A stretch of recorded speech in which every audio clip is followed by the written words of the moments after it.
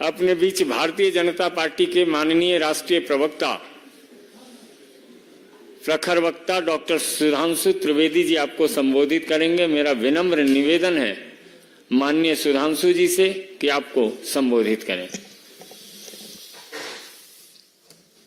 मित्रों, लोकसभा चुनाव की प्रक्रिया जो आगे बढ़ती जा रही है, त्यों अपनी हार को निश्चय देखते हुए इंडी गठबंधन के नेताओं की निराशा, हताशा और कुंठा इस तथाकथित मोहब्बत की दुकान के अंदर से एक जहरीली जुबान के रूप में सामने आती जा रही है। पहले भी प्रधानमंत्री श्री नरेंद्र मोदी जी के प्रति एहसास कमतरी यानी इंफीरियरिटी कॉम्प्लेक्स, ईर्ष्या और ग्लानि के कारण अनेक प्रकार के आपत्तिजनक, अभद्र, निंदनीय बयान दिए गए। परंतु अब ऐसा प्रतीत होता है कि इस तथाकथित मोहब्बत की दुकान में सिर्फ जहरीले सामान ही नहीं है, ये किसी सियासी फरमान का हिस्सा है। मतलब there is a possibility of a political dictate which is being given from the top to carry on giving these type of dastardly statements not only against Prime Minister Shri Narendra Modi ji, but going to the extent of creating a divisive mindset among the people of the country. यानी अब सिर्फ प्रधानमंत्री श्री नरेंद्र मोदी जी के प्रति अवमानना और इसके बयान से आगे बढ़कर भारत के अंदर विभेदकारी, विभाजनकारी और राष्ट्र के विरोध तक जाने वाले, राष्ट्र की एकता पर आघात करने वाले बयानों तक आ गए। और कई बार ये लोग किस प्रकार का ज्ञान देते हैं, यही समझ से परे है। देखिए देश को कैसे भ्रमित करने का प्रयास करते हैं। अभी केरल के मुख्यमंत्री श्री पिनारी विजयन ने सीए के ऊपर बोलते बोलते एक बहुत विचित्र बयान दिया। यह बयान जितना विचित्र है उतना ही स्पष्ट इसकी मानसिकता है। उन्होंने कहा कि भारत माता की जय और जय हिंद के नारे पहले 2 मुसलमानों ने लगाए थे, इसलिए क्या इस नारे को त्याग देंगे? पहली विभाजनकारी मानसिकता यही है कि ये भारत माता की जय और जय हिंद के नारे एक भारतीय ने लगाए, ये नहीं दिखाई पड़ता है, उसमें हिंदू और मुसलमान दिखाई पड़ता है। दूसरी बात, उन्हें यह भी नहीं पता है कि जिसका उल्लेख वो कर रहे थे वो दीवान अजीमुल्ला खां, नाना साहब पेशवा बाजीराव द्वितीय के दीवान थे, उस पेशवाई साम्राज्य के जिसे भारत के इतिहास में हिंदू पद पातशाही कहा जाता है। तो देखिए आधा अधूरा ज्ञान, टकराव करने के लिए सब कुछ। तो मैं इंडी गठबंधन और कम्युनिस्ट पार्टी और श्री पिनारी विजयन के ज्ञान में और अभिवृद्धि करते हुए बता देना चाहता हूं कि वंदे मातरम जो आनंद मठ में लिखा गया, उसका सबसे पहले राजनीतिक मंच के ऊपर जो गायन हुआ वो 1895 में कांग्रेस के कलकत्ता सेशन में हुआ और जिसकी अध्यक्षता रहमतुल्लाह अहमद सयानी ने की थी।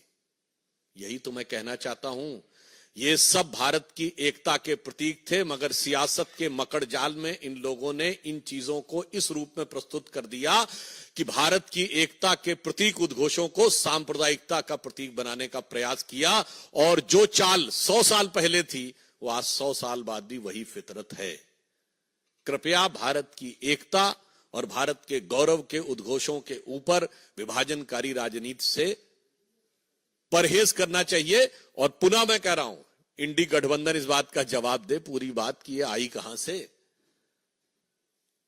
और मैं पुनः कहना चाहता हूं, उससे भी आगे बढ़कर जिस भारत माता की जय और वंदे मातरम की बात कहते हैं, पहले तो पता नहीं उनको, शायद वो लेफ्टिस्ट ही ज्ञान है।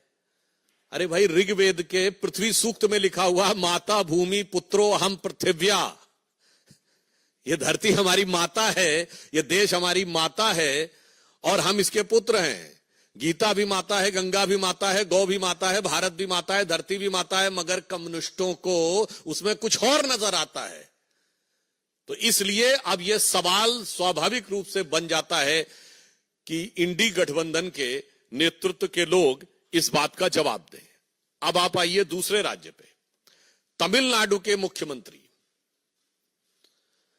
एमके स्टालिन साहब ये कहते हैं कि तमिलनाडु के लोगों को उनके लिए वोट करना चाहिए और प्रधानमंत्री श्री नरेंद्र मोदी जी के प्रति उनके मन में, अब तो मैं ये भी कहूंगा, सिर्फ अवमानना नहीं है, असुरक्षा का भाव आ गया है।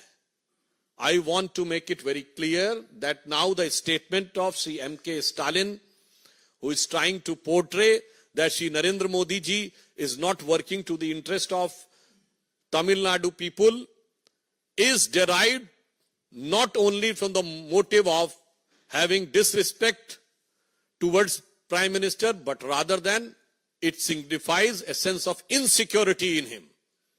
Because at present, Prime Minister Shri Narendra Modi is the most popular leader even in Tamil Nadu. और मैं फैक्ट के रूप में बता देना चाहता हूं, भारत के इतिहास में पहली बार ऐसा हुआ है। मैं पूछना चाहता हूं, प्रधानमंत्री जी ने अभी काशी में एक माह पूर्व तमिल में जो बोला था उसे एआई के जरिए सीधे तमिल में ट्रांसलेट किया गया। मैं विनम्रता और चुनौती से डीएमके से पूछना चाहता हूं कि आज तक कभी किसी भारत के प्रधानमंत्री की स्पीच रियल टाइम में जो हिंदी भाषी क्षेत्र में दी गई हो, तमिलनाडु में नहीं, हिंदी भाषी क्षेत्र में दी गई स्पीच तमिल में ट्रांसलेट की गई है? अगर की गई हो तो बता दें। यह प्रधानमंत्री जी की राष्ट्रीय एकात्मता के प्रतिभाव का प्रतीक है। क्या काशी तमिल संगम और सौराष्ट्र तमिल संगम कभी हुआ? आज भारत के की राजधानी दिल्ली में गौरव का प्रतीक जिसमें G20 हुआ, उस भारत मंडपम के बाहर नटराज की जो मूर्ति लगी है, यह तो तंजावुर की से निकली हुई नटराज की वह मूर्ति है जिसे तमिल संस्कृति में सबसे गौरव का प्रतीक माना जाता है। इसलिए मैं कहना चाह रहा हूं कि आज आप भी चाहें तो नमो ऐप पे जाके चेक भी कर सकते हैं। सभी भारतीय भाषाओं में रियल टाइम ट्रांसलेशन उनकी स्पीच का अवेलेबल है। भारतीय भाषाओं के प्रति जो सम्मान और उनके विकास के लिए जो कार्य प्रधानमंत्री मोदी जी ने किया है, शायद ये इन नेताओं के मन में असुरक्षा का भाव उत्पन्न करता जा रहा है। और हम ये भी पूछना चाहते हैं, आज तो आप उस कांग्रेस के साथ हैं जिसने एक नहीं अनेक बार तमिलनाडु में सरकार बर्खास्त की। श्री एमके स्टालिन कृपया बताएं कि 1998 में अटल जी की सरकार आने से पहले डीएमके की कौन सी सरकार अपना कार्यकाल पूरा कर पाई थी? कांग्रेस ने तमिलनाडु में कभी विपक्ष की सरकारों को कार्यकाल नहीं पूरा करने दिया। और श्री पिनारी विजयन बताएं कि भारत के इतिहास की पहली गैर कांग्रेसी सरकार 1957 में केरल में कम्युनिस्ट पार्टी की ईएमएस नंबूदरीपाद जी के नेतृत्व में हुई, क्या कार्यकाल पूरा कर पाई थी?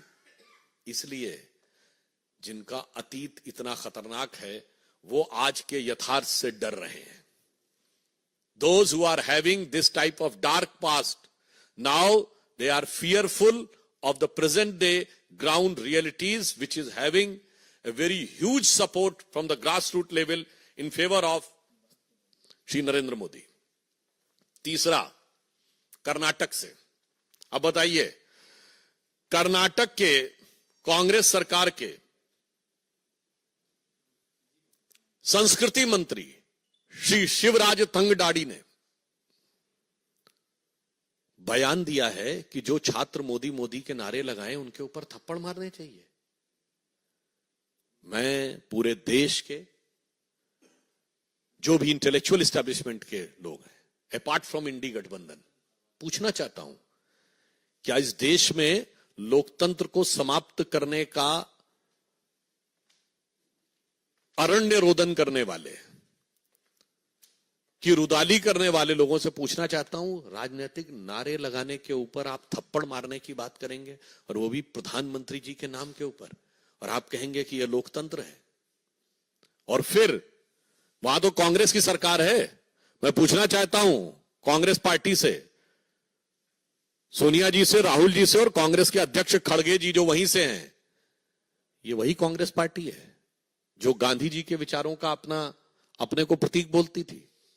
जो कहा जाता था एक थप्पड़ मारे दूसरा थप्पड़ आगे कर दो, गाल आगे कर दो, अगर एक गाल पे थप्पड़ पड़े तो दूसरा गाल आगे कर दो। इन विचारों वाले आज कहते हैं कि नारा लगे तो थप्पड़ मारना शुरू कर दो।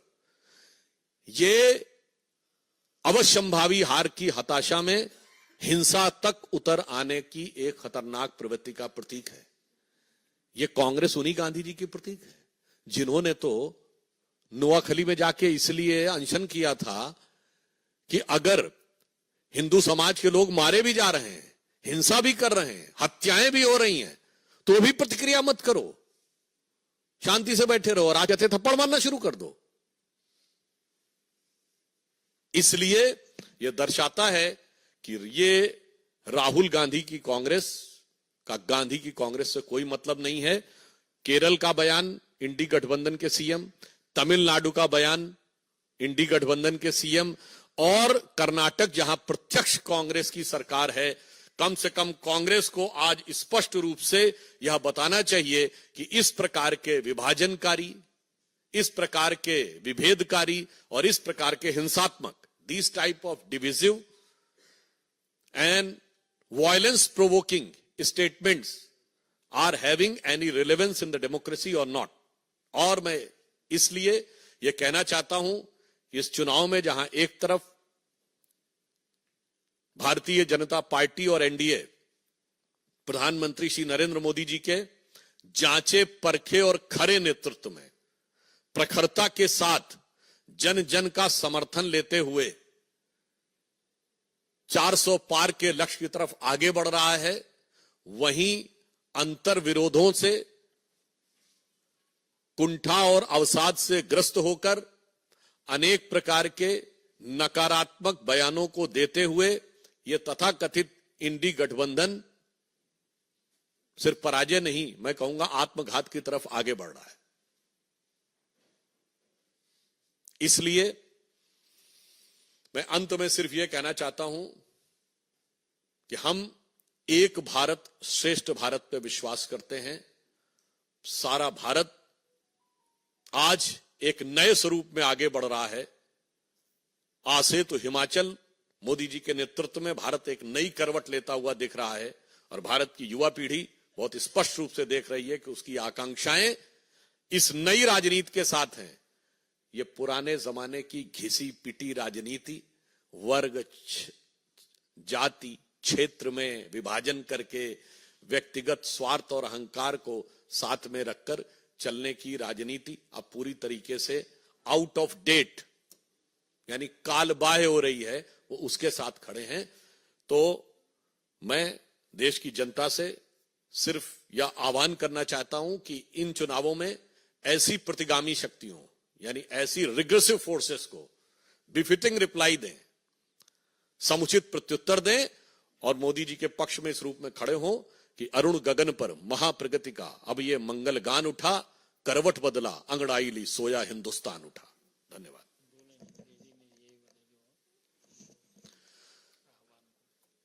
Lastly, I would like to urge and request to youth of this country that the time has come to come along with Prime Minister Shri Narendra Modi ji for ushering India into a new era which will make it economic superpower, the most prominent country in the world, which is its legitimate and designated place since most of the time in the history. The time has come.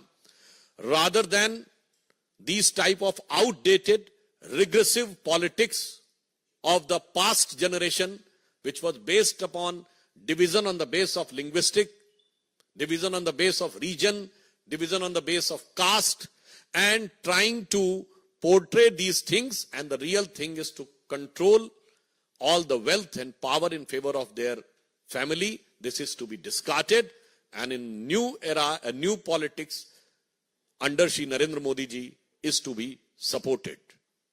So, in this context, I would like to add one thing, that whatever darkness they want to put forth in front of India, but the youth is witnessing a great future ahead. With the Robert Frost poem, woods are lonely, dark and deep, but I have promises to keep, and miles to go before I sleep, and miles to go before I sleep. So we are marching ahead, miles under the leadership of Prime Minister Shri Narendra Modi, to make India a new, powerful, developed and Jagat Guru. मित्रों, एक एक करके प्रश्न। Devendra Parashar, India TV.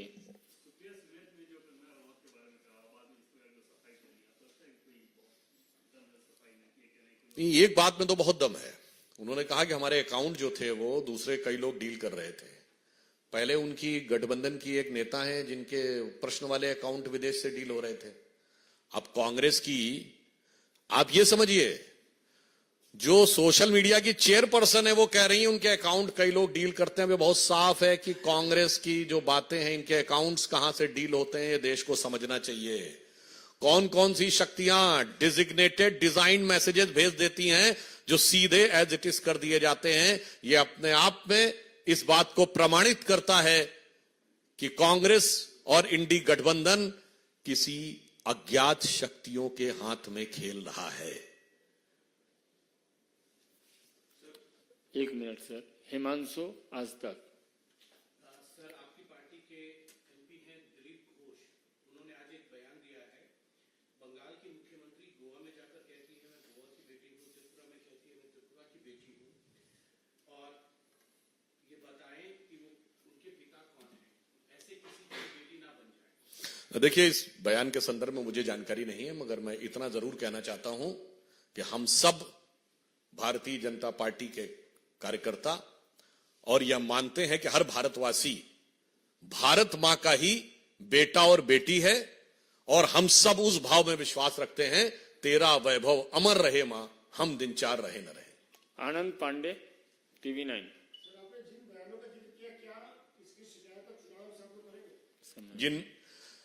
इस विषय में हमारी स्थानीय इकाई निर्णय लेगी। जहां तक मेरी जानकारी है वो संभवतः इसकी शिकायत करेंगे। कमलेश जी।